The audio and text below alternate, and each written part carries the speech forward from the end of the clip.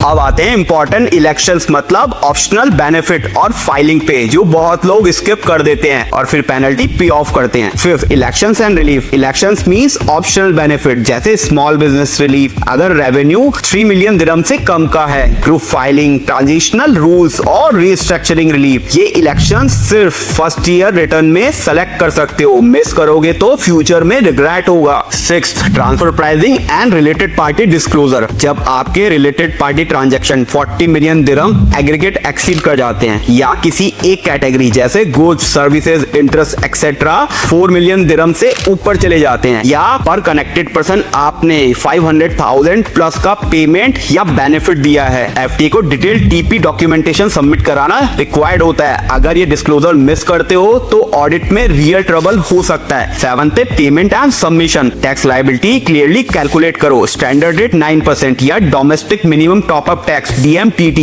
Payment सिर्फ GIBAN या selected payment portal के थ्रू ही एक्सेप्ट होगी। 8 पे रिकॉर्ड कीपिंग। एफटीए की स्ट्रिक्ट गाइडलाइंस है, सारे डॉक्यूमेंट जैसे invoices, ledger, financial statement minimum 7 year तक स्टोर करना जरूरी है। ऑडिट में रिकॉर्ड्स की रिक्वायरमेंट पड़ सकती है, अदरवाइज प्रॉब्लम हो सकती है। नाउ पेनल्टी क्या क्या होंगी? लेट रजिस्ट्रेशन पे पेनल्टी है 10,000 दिरहम और लेट फाइलिंग करी तो 500 पर मंथ और सेकेंड ईयर से 1000 पर मंथ के हिसाब से पेनल्टी लग सकती है।